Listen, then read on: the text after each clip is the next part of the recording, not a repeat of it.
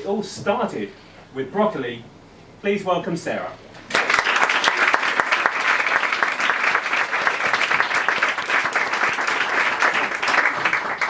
I have broccoli. So I don't quite know how I'm going to top that. It's my, Jenny, that was very good. Thank you. It's my first time of speaking, so forgive me if I'm a bit nervous. Thank you. So tonight I want to talk to you about what's supposed to happen. It's sounded quite good.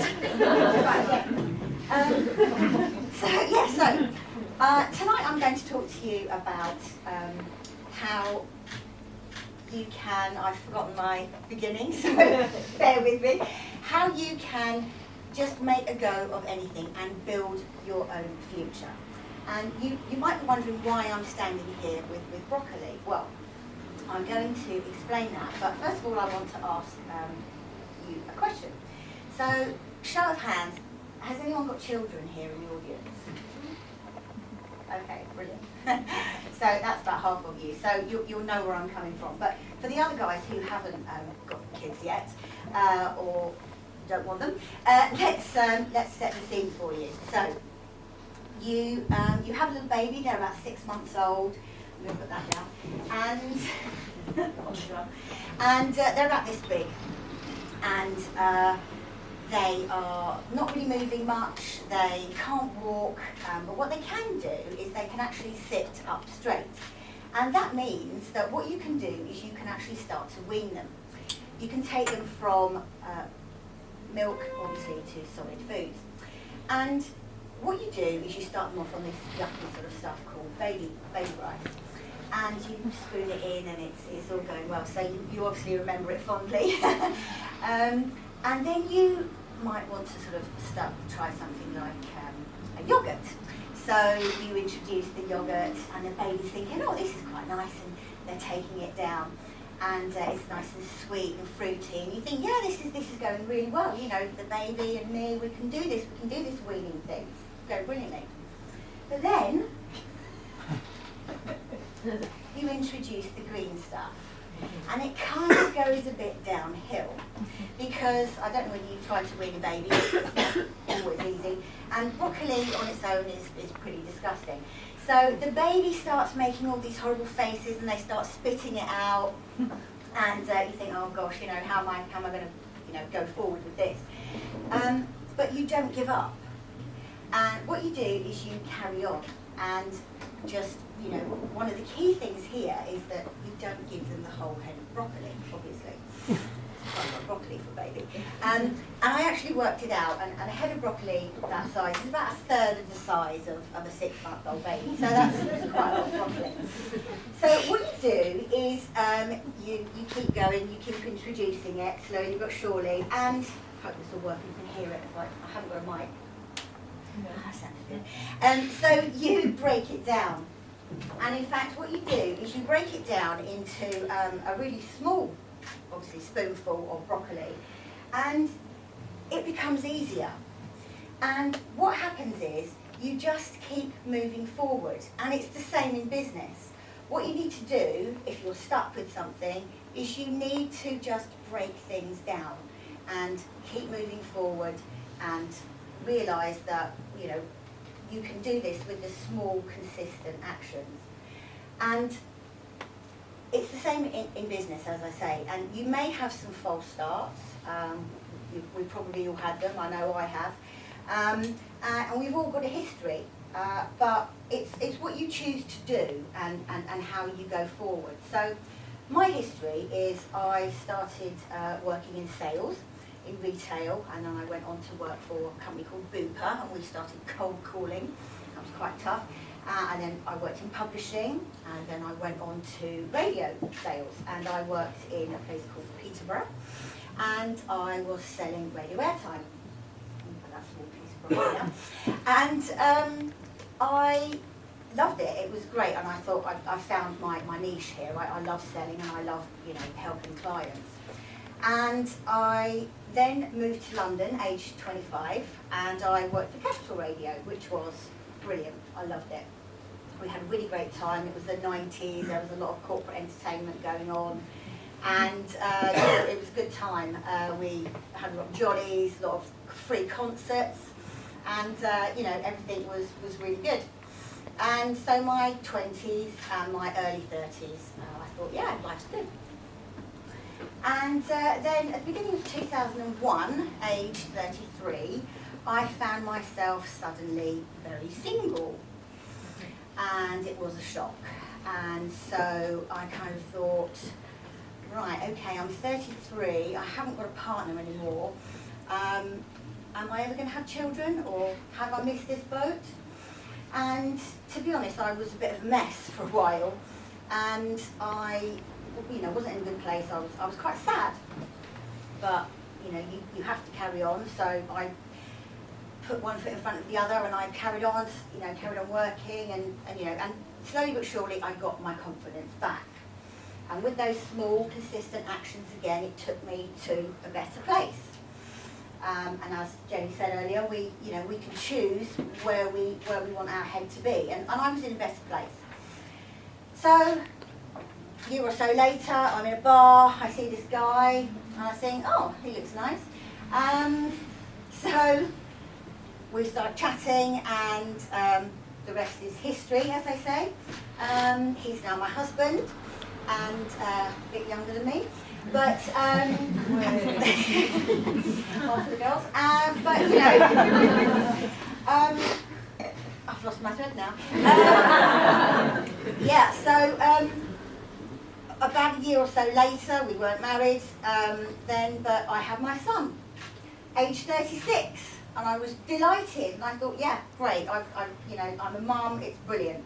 And I stayed at home. I was a stay-at-home mum for quite a while, and then I had my daughter, age 40, and I thought, fantastic. I was really, really lucky. I felt really, really lucky.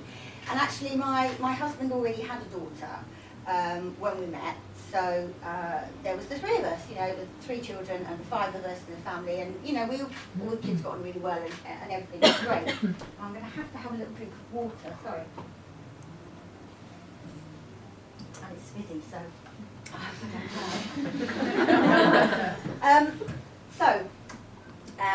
I'm a stay-at-home mum, everything's great.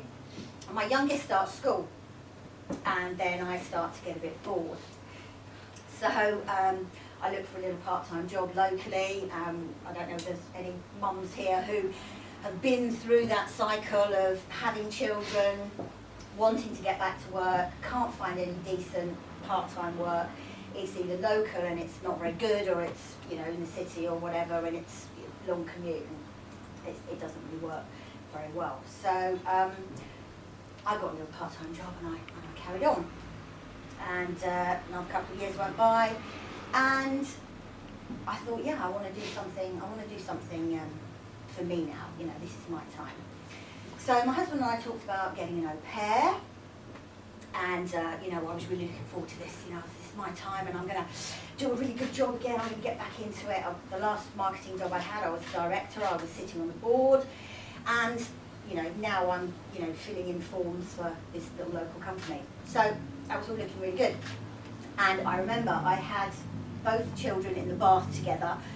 They were young enough to do that at the time. And it might be a bit weird now, one's 15 and one's 10. So I've got the kids in the bath, and my husband comes running upstairs and says, I've got to go back to Leicester. So we're living in London, and he had to drive back up to Leicester to see his daughter because she was having a major problem with her mother. And next couple of days, Isabel moves in. So she moves all the way from Leicester, she moves to London, and so I now have a 6-year-old, a 10-year-old, and a very troubled 13-year-old. And so I kind of had to put my plans on the back burner. So this is what I'm talking about, with false starts, because I got in my head that I wanted to do this, and I was really looking forward to it. But then I had this child who was just broken, really. And so, she came and lived with us, and after a couple of months, I found my dream job. And my dream job was for this company. It was recruitment company, and they had this amazing co-working office. And the money was good, and the commute was good, and it was all, looking pretty interesting. And it was a 3-day-a-week job share. So I thought, great, this could really work. And the other thing that was fantastic was they had this really nice coffee bar. And I love coffee, so, that was good. But the pièce de résistance, that I really wanted this job was because at 3 o'clock every day in this co-working area, it was about this size, they had this bar that opened, and it was free, and the Prosecco was on tap. And I mean, I didn't even know that was a thing, so, I really wanted this job. So when I got to get this job, and, I had a little family meeting, Mummy's not going to be here, and Daddy's going to have to do this, and all the rest of it. So that was great. And so I had a second interview and a third interview, and they really loved me, and I loved them. And so they rang me up and they said, yeah, we want to offer you the job. And I was like, oh, yeah, great. And we want to offer you 4 days. And I said, 4 days? It was it's a 3-day job share, and we're overlapping so that there's not as much work. And they said, no, we really like you, and we think you can do the job in 4 days.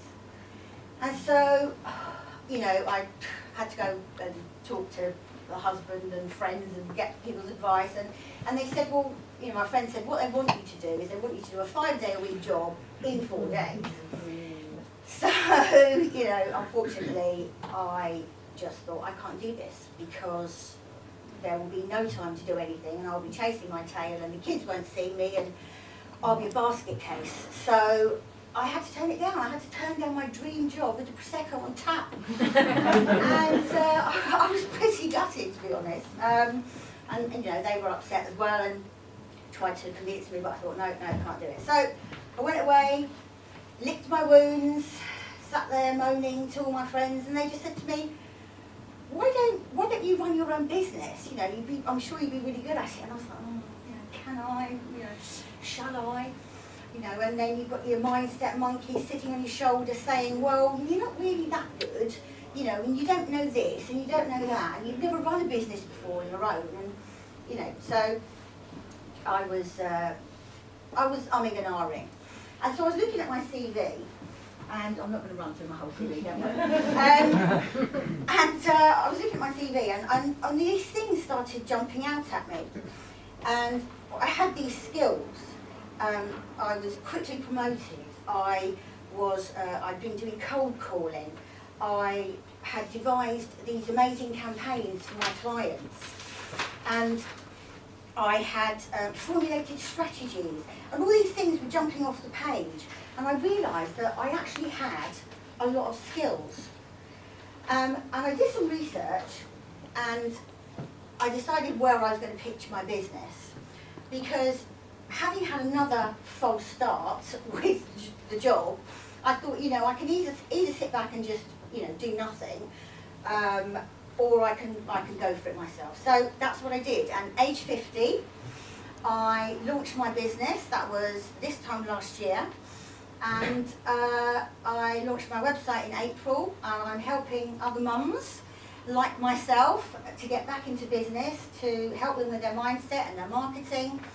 And, just want you to, if nothing else, take away from today that, regardless of where you are in your journey, if you just keep going forward and you keep making those little changes, and with consistent, positive actions, then you can actually do great things. And I think that's it.